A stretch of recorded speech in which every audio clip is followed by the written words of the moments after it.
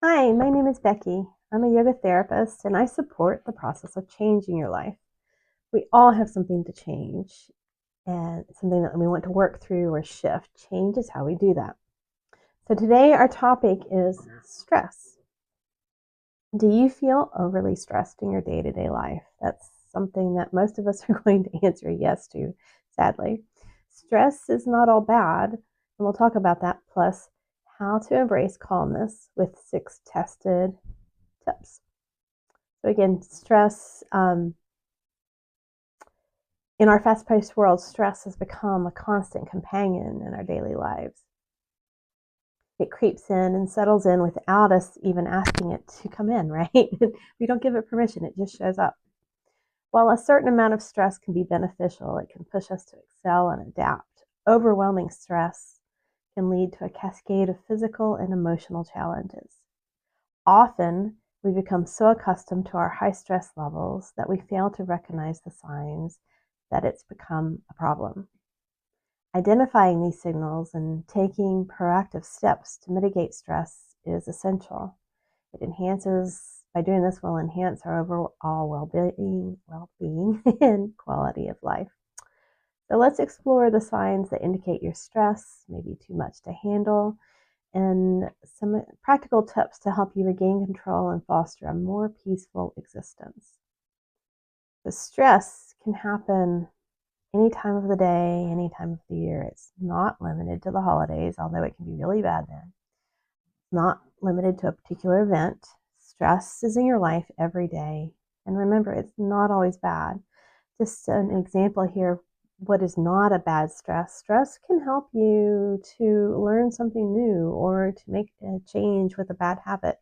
Stress can tell you when you need to hurry or shift direction. Stress is just you coming up against something that your body's not used to, right? Stress, though, when it builds and builds and builds, is a problem.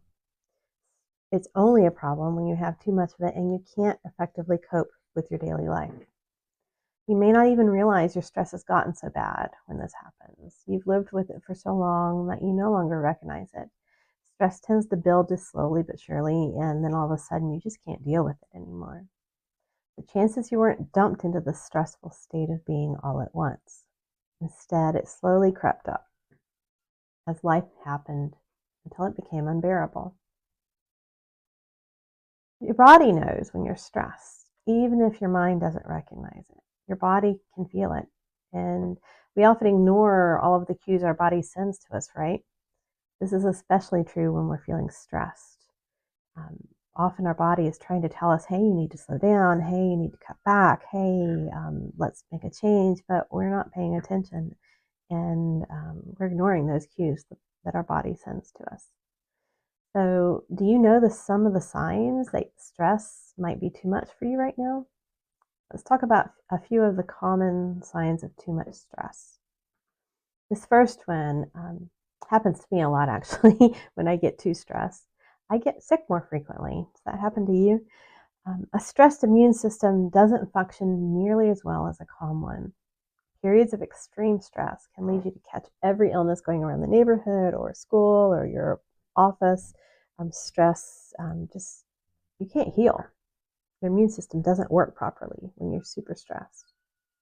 So another sign of too much stress is that you're gaining weight. And this can happen for a couple of different reasons. When stressed, your body often lowers your metabolism, and then it burns fewer calories, and you start to gain weight. Your body does this in order to conserve fuel for future stressful events. But you also might find that when you're super stressed, you start eating things that maybe more sugar or more fat. It doesn't really matter. You're eating extra, let's put it that way. And when you start to eat extra, you start to gain weight. So, yeah, stress can cause that as well. Another sign is that your sleep isn't restorative. So, fun fact, in order to sleep, you need to be rested first, and a stressed body has a difficult time calming down at night. So if you are not rested, yeah, you won't sleep. So you just can't turn the mind off when that stress is going so bad. And finally, you might be more irritable than usual if your stress is overly large. Stress can make you overreact to the most minor issues, and extreme stress brings out our most irritable selves. So, the good news is that you don't have to let stress control you. With a few tweaks in your daily life, you can reduce your stress to more manageable levels.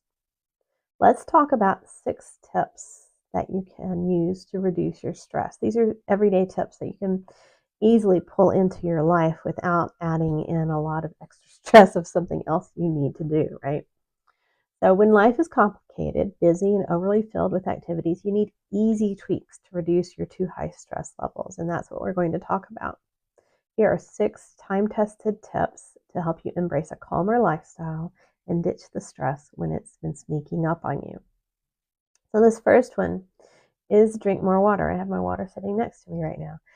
I know caffeine is super important to so many people. It's the only thing that gets you up in the morning. It's the only thing that gets you to work or the kids to school. But after you've had your caffeine fix, consider drinking plain water instead. Too much caffeine can actually make you feel jittery and increase your stress levels. So do moderate your caffeine intake. That's easily adjusted, right? The second tip is to disconnect from social media an hour before going to bed. Social media has become a primary source of connection in our lives. You might probably seeing this on social media even, right? It's how we connect. Unfortunately, it also leads to comparisonitis and stress from trying to keep up with all of the things. Instead of scrolling social media right before bed and activating that stress of trying to do this or that, try stepping away from social media. Try reading a book, maybe doing a few calming yoga poses or even meditation or whatever it is that you might find relaxing right before bed. This can help change that mindset so that you're pulling away from the stress. Now, this third tip is something that is a favorite of mine. It really helps when I'm overly scheduled, we'll say. It's take something off your to-do list.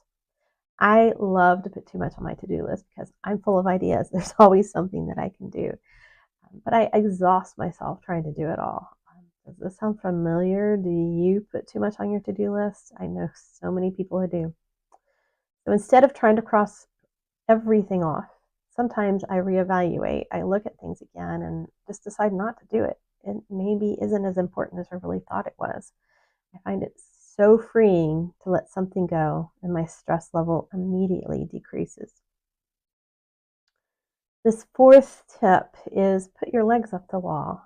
This is a favorite of many of my clients, and it's just what the name implies. You're going to lay on the floor with your back on the floor and your tailbone close to the wall and prop your legs up the wall. Stay there for maybe 10 minutes. You can set a timer on your phone. Stay there and just ignore the world for a few minutes. Your body will thank you. In this position, you activate your parasympathetic nervous system and you tell your body that it's okay to rest. When you rest, your stress level automatically decreases. So 10 minutes out of your day is super easy to do. Another quick one that you can easily bring into your busy day is to go for a walk, and outside is even better.